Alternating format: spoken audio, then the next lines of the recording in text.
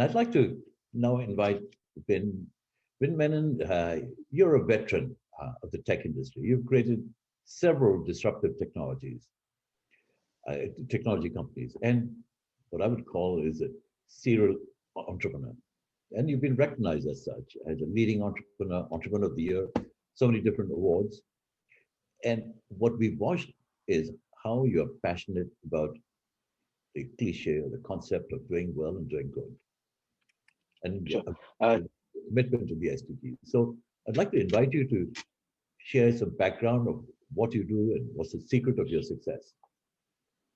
Thank you, Mr. Amir, and thanks Public Foundation for giving us an opportunity to share our thoughts. So we have our distinguished speakers, all experienced in their own way, but the kind of experience or the background which I'm coming from is purely technopreneurship, which we consider as like the frontier these days. And in the kind of activities which we are doing for the last 5 to 6 years is purely on blockchain. So I would like to focus my comments or my thought process around blockchain, because that's where we are breathing right now. But however, I really appreciate the experience and the knowledge which shared by the distinguished speakers. And I would like to add a little bit point on how blockchain technology, one of the frontier technologies, can add into this whole thing, and how we are contributing towards SDGs, right? So I personally, I've been like driven by passion since came from a humble background, and kept some of these basic core principles like nothing is impossible and don't give up kind of attitude to reach me where I am today. But at the same time, we don't really focus on creating wealth or creating success. It is actually a byproduct.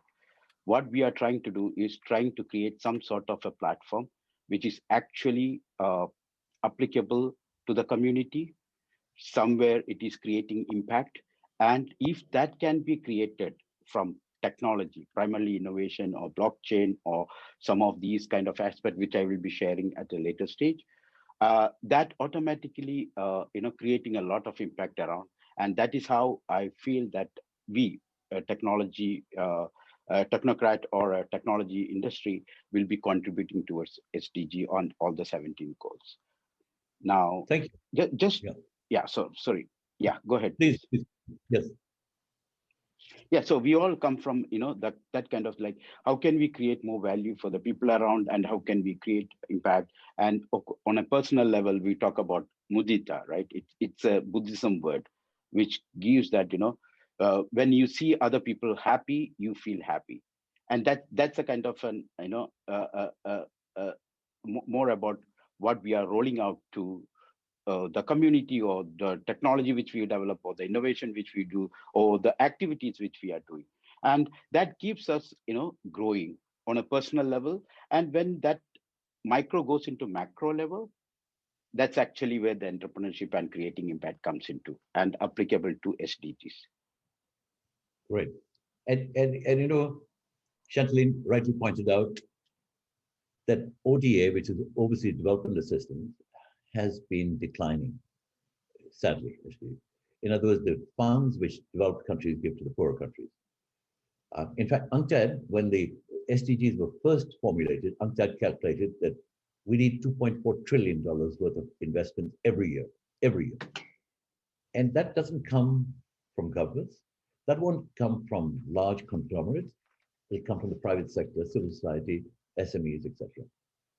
So I'd like to get your thoughts. And by the way, I just want to add that the Secretary General of the United Nations has made innovation and entrepreneurship an important component of that, engaging young people.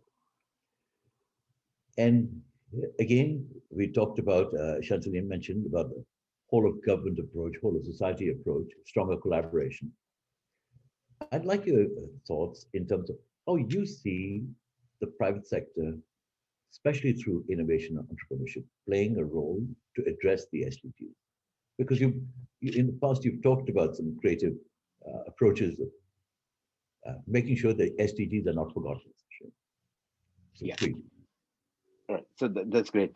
So it's a good question. So basically, in our ecosystem, we are trying to create an ecosystem within the last 5 to 6 years, which starts from a blockchain-based crypto exchange. Then we have a blockchain-based Bitcoin fund.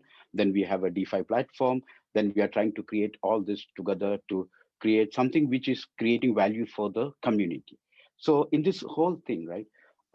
What happens is blockchain. So just to share with you, which Chantal was talking about, Web 2.0, right? So we have seen Web 1.0, the bulletin boards, the classified ads, then Web 2.0, which is creating value for like the e-commerce services, etc.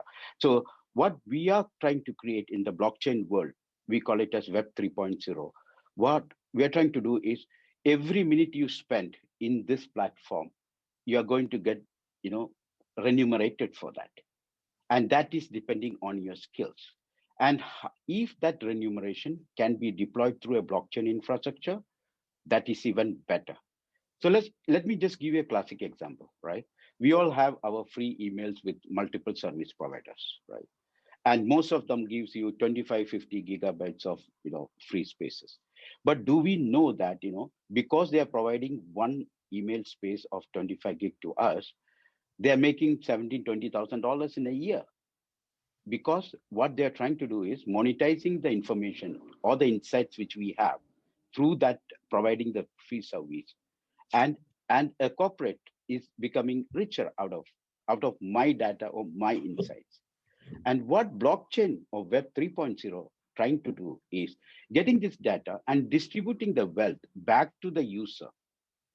That means that the blockchain as a democratic way of deploying the technology or deploying the data insights and giving you the value back to you because it's your information. And this is the kind of trend which we are rolling out. So Amir, you very well remember a couple of years back we presented Bamboo as a insurance for everyone project, right? Yes. So that's exactly what we are trying to do. So you as a user, you are providing your data insights about your health, what you are doing with your the lifestyle, etc. Taking that, and you have been incentivized because of you are providing that insight, and that can contribute towards your policy premium payments or Mm. your other anything about the healthcare ecosystem. So what we are trying to do is trying to create an ecosystem which is really going to remunerate you for what you are or your personal insights or your personal data, of course without compromising any of the sensitive information. So this is the kind of platform which blockchain can provide, and that's what we consider as Web 3.0. And so CGCX being one of our the core business entity, which is right now, thankfully today is the big day where we have actually just signed the uh, definitive documents to merge with a US listed company, MJWL. And yeah, and we are sure that we'll be able to expand much further from this space. So CG6 being a platform, we are trying to create that blockchain platforms for whether it is healthcare, whether it is education, whether it is any other kind of services which can come into our platform and can create these kind of services around. This is So exciting actually about CGCX. yes. Especially when you talk about health and education, um, I can visualize that this could touch number of the SDGs. I, I, Yes. could you elaborate a little bit on that? Okay, so when we are talking about insurance, it's directly touching the 3 and 7 and 17. Then we are talking about education, it's touching the education. So overall, when we are talking about CG6 as a blockchain platform, it is actually almost going to provide services to pretty much all the SDG goals, 1 to 17, in different forms, shapes, and sizes. And of course, goal 17, you'll thread everything together. That's the goal for Yes, partnership. that's right. That's right. So of course, I'm really excited to hear this, and I can see that Ursula will be able to add a real value to the issue of these disruptive technologies, how telecom impacts the Yes. ecosystem, and so on. So before I move to Ursula, I just want to ask you a final question. Sure. What advice would you give the international community in terms of how to leverage these business ecosystems of disruptive technologies? You're constantly evolving into different technologies, but also I appreciate what you're looking at is how to make a difference as well, how to have a societal impact. Right. So see, now we moved into a listed reporting kind of an entity. So we know how important is the bottom line for a corporate right? But what we can do is, right, the part of cash generating from the funds or the businesses should be looking towards investing into impact investments. And that investment will generate returns so that your balance sheet or your profitability is in turn, without having any impact. But at the same time, that is going to create a lot of impact on the other side to the community. So I would suggest, right, instead of everyone has the CSR kind of a goal within your organization. So try to divert that energy towards investing into impact investments, which automatically creating impact while you are making money as well. So you are achieving both the goals. And I am sure that the 2.4 trillion we are talking about, which is going, where these private companies are going to get most of it, if we decide that all the private companies or the public companies decide to work on that model, that contributing certain percentage of their cash reserves into impact investment, probably we'll be able to achieve some numbers like that. That's very good advice. Thank you. Appreciate that very much. And I